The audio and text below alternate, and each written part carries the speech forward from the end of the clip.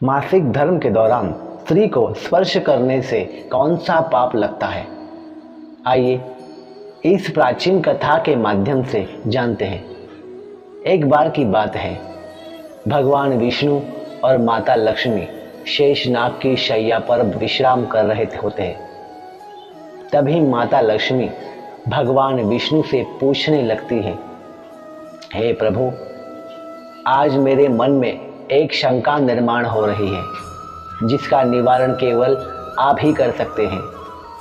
भगवान विष्णु कहते हैं, हे देवी, आपके मन में जो भी शंका हो निसंकोच होकर पूछो। तुम्हारी हर शंका का निवारण करना मेरा कर्तव्य है। तब माता लक्ष्मी भगवान विष्णु से पूछती है, हे प्रभु, किस कारण से एक स्त्री को मासिक धर्म की पीड़ा सहन करनी पड़ती है? मासिक धर्म के दौरान स्त्री को स्पर्श क्यों नहीं किया जाता है? इसका क्या रहस्य है? भगवान विष्णु मुस्कुराते हुए कहते हैं, हे प्रिय, आज तुमने समस्त मानव जाति के कल्याण के उद्देश्य से बहुत ही महत्वपूर्ण प्रश्न किया है। तुम्हारी इस शंका का समाधान देव शर्मा की इस प्राचीन कथा में है। इस प्राचीन कथा को श्रवण करने मात्र से मनुष्य के कोटि कोटि पाप नष्ट हो जाते हैं। इसीलिए तुम इस कथा को ध्यान से पूरा जरूर सुनो। देवी लक्ष्मी कहती है, हे प्रभु, मैं इस कथा को ध्यान से पूरा जरूर सुनूंगी। भगवान विष्णु कहने लगते हैं, हे देवी, प्राचीन काल की बात है, मध्य देश के एक नगर में देव शर्मा नाम के एक विद्वान ब्राह्मण निवास करते थे। देव शर्मा अत्यंत गुणवान, बुद्धिमान थे तथा समस्त शास्त्रों का ज्ञान उन्हें प्राप्त था। एक दिन देव शर्मा ने अपने घर पर सत्यनारायण की पूजा रखी और अनेक ब्राह्मणों को घर पर भोजनों को निमंत्रण किया। फिर देव शर्मा ने विधि विधान से सत्यनारायण की पूजा संपन्न की और ब्राह्मणों को भोजन कराकर दान दक्षिणा दी। जब सभी ब्राह्मण देव शर्मा के घर से चले गए तो वह द्वार पर आकर खड़ा हो गया। तभी उसने देखा कि उसके द्वार के सामने एक बैल और कुतिया बांध कर रहे होते हैं। देव शर्मा ने उस कुतिया और बैल की पूरी बात सुनी तो उसे पता चला कि वह बैल पिछले जन्म में उसके पिता थे और वह कुतिया पिछले जन्म में उसकी माता थी। यह जानकर देव शर्मा को बड़ा दुख हुआ। उसे रात भर नींद नहीं आई। वह सोचने लगा कि किस कारण से उसके माता पिता को बैल और कुतिया बनना पड़ा। फिर दूसरे दिन वह सुबह जल्दी जागकर मुनि वशिष्ठ जी के आश्रम पहुंचा। वहां पहुंचकर उसने मुनि वशिष्ठ को प्रणाम किया और उनसे पूछने लगा, हे मुनिवर, आज मैं आपके पास बड़े दुखी मन से आया हूँ। आज मैं बहुत बड़े संकट में हूँ, कृपया आप मेरी सहायता कीजिए। तब मुनि वशिष्ठ कहने लगे, हे ब्राह्मण देवता, चिंता न करो, तुम्हारी जो भी शंका हो निसंकोच होकर पूछ लो। मैं तुम्हारी शंका का निवारण करने का प्रयास करूंगा। फिर देव शर्मा कहने लगते हैं, हे मुनिवर, कल मेरे द्वार पर बैल और कुतिया आई थी और वे दोनों इस प्रकार से बात कर रहे थे। सबसे पहले वह कुतिया बैल से कहने लगी, हे बैल, मैं इस ब्राह्मण की माता हूँ। आज मैं जब रसोई के पास गई थी, वहां पर दूध रखा हुआ था, लेकिन एक सर्प ने उस दूध के बर्तन में विष उगल दिया और उसी दूध से खीर बनने वाली थी। इसीलिए मैंने तुरंत ही इस दूध को जमीन पर गिरा दिया। ऐसा करते वक्त मुझे बहू ने देख लिया और पीट पीट कर मेरा बुरा हाल कर दिया। अब मुझे चलने में भी दिक्कत हो रही है।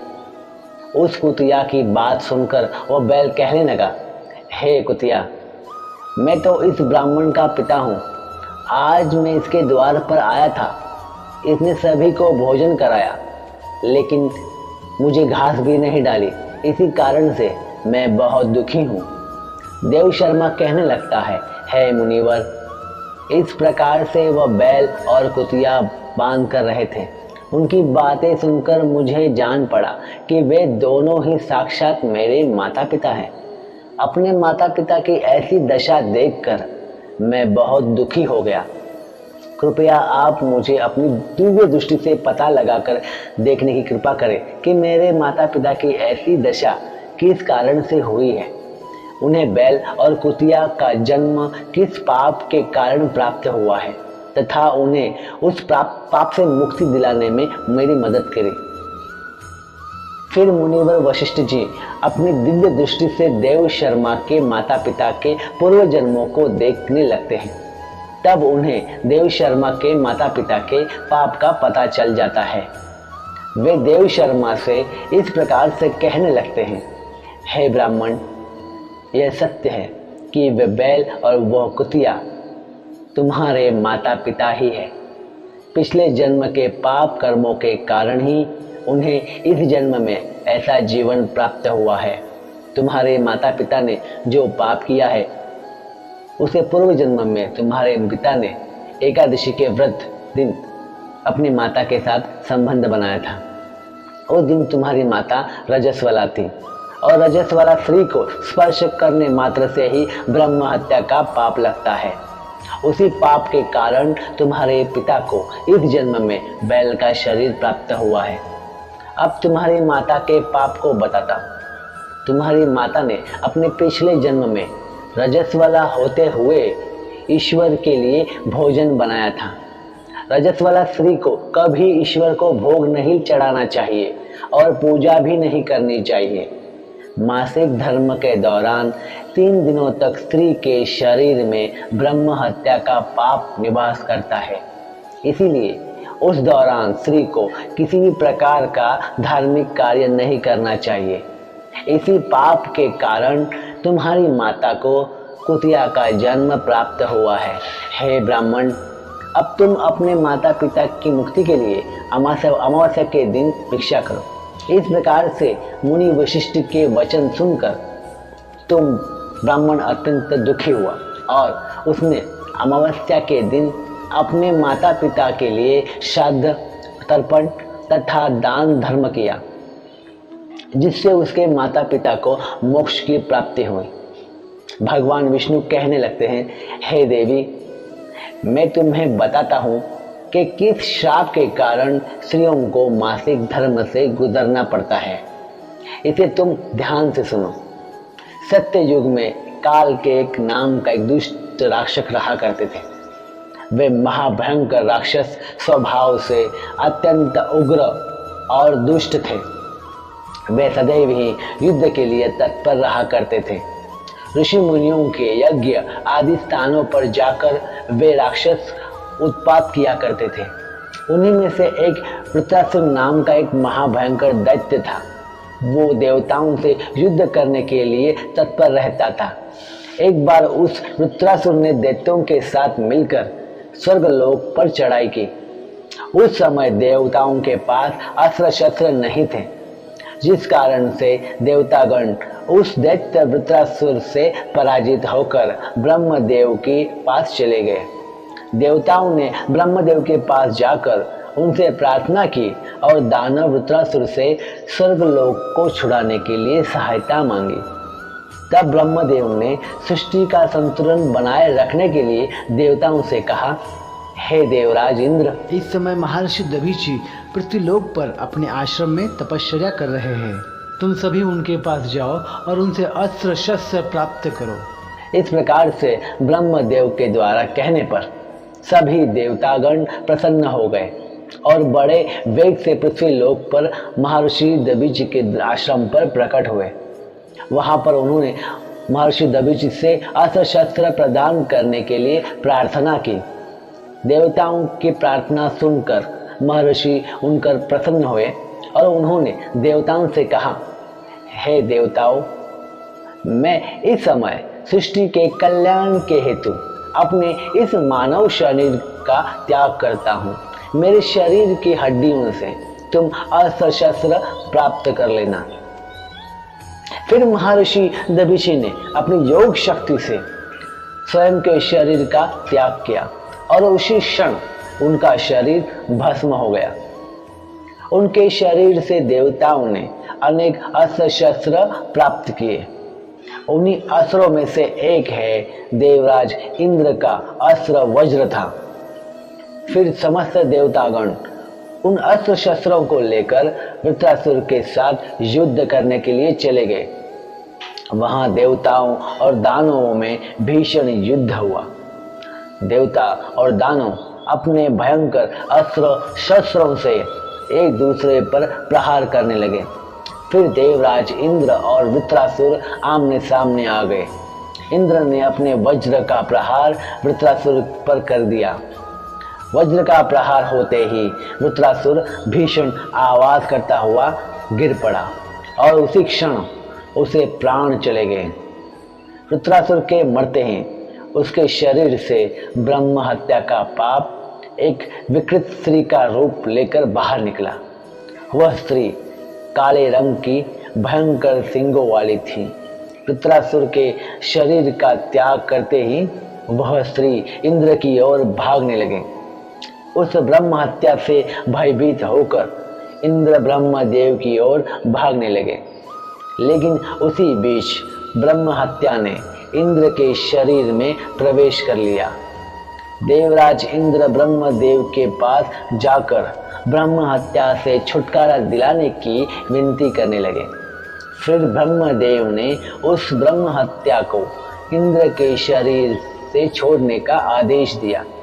ब्रह्मदेव की आज्ञा का पालन करते हुए ब्रह्म हत्या इंद्र के शरीर से निकलकर ब्रह्मदेव के सामने खड़ी हो गई और इस प्रकार से कहने लगी, हे परमपिता, वृत्रासुर ने अनेक ब्रह्म हत्याएं की। इस कारण से मैं उसके शरीर में वास करने लगी, किंतु देवराज इंद्र ने वृत्रासुर का वध कर दिया। इसीलिए मैंने इंद्र के शरीर को अपना स्थान चुन लिया। किंतु हे प्रभु, आपकी आज्ञा से मैंने इंद्र के शरीर का त्याग कर दिया है। कृपया आप मुझे रहने के लिए उचित स्थान प्रदान करें। मैं अब कहाँ पर निवास करूं? फिर ब्रह्मदेव कहने लगे, हे ब्रह्म हत्या, मैं तुम्हें रहने के लिए उचित स्थान देता हूँ। ऐसा कहकर ब्रह्मदेव ने उस ब्रह्म हत्या के 4 भाग किए। पहला भाग उन्होंने अग्नि को दे दिया और कहा, जो भी मनुष्य अग्नि को आहुति बिना दिए ही उसका उपयोग करेगा, उसे ब्रह्म हत्या का पाप लगेगा। दूसरा भाग उन्होंने जल के भीतर डाल दिया और कहने लगे, जो भी मनुष्य जल में थूकेगा अथवा जल में मल विसर्जन करेगा, उसे ब्रह्म हत्या का पाप लगेगा। तीसरा भाग उन्होंने वृक्षों को दे दिया। जो भी मनुष्य अकारण ही वृक्षों को काटेगा, उसे भी ब्रह्म हत्या का पाप लगेगा। और फिर ब्रह्मदेव ने अप्सराओं को बुलाया और उनसे कहा, हे अप्सराओं, अब तुम इस ब्रह्म हत्या का 4था भाग ग्रहण करो। फिर अप्सराएं कहने लगे, हे परमपिता, आपकी आज्ञा से हम इस ब्रह्म हत्या का पाप ग्रहण करेंगे, किंतु हमें इस पाप से कैसे छुटकारा मिलेगा? फिर ब्रह्मदेव कहने लगे, हे अप्सराओं, इस ब्रह्म हत्या के कारण संसार की समस्त स्त्रियाएं 3 दिनों के लिए रजस्वला होंगी। जो भी पुरुष इस 3 दिनों के दौरान इस रजस्वला स्त्री को स्पर्श करेगा, उसे ब्रह्म हत्या का पाप लगेगा। फिर सभी अप्सराओं ने ब्रह्मदेव के निर्णय का स्वागत किया। इसी कारण से मासिक धर्म के दौरान 3 दिनों तक स्त्रियों को स्पर्श नहीं किया जा सकता, अन्यथा उस पुरुष को ब्रह्म हत्या का ही पाप लगेगा। इस प्रकार से भगवान विष्णु ने देवी लक्ष्मी को मासिक धर्म के दौरान स्त्रियों को स्पर्श क्यों नहीं करना चाहिए, इसका कारण बताया। आपको यह कथा कैसी लगी कमेंट करके अवश्य बताइए। जानकारी अच्छी लगे तो वीडियो को लाइक ज़रूर करें। और मित्रों, आशा करता हूँ कि ये वीडियो आपको पसंद आई होगी। तो मिलते हैं इसी प्रकार की अगली वीडियो में। तब तक के लिए राधे कृष्ण राधे कृष्ण राधे कृष्ण। हर हर महादेव।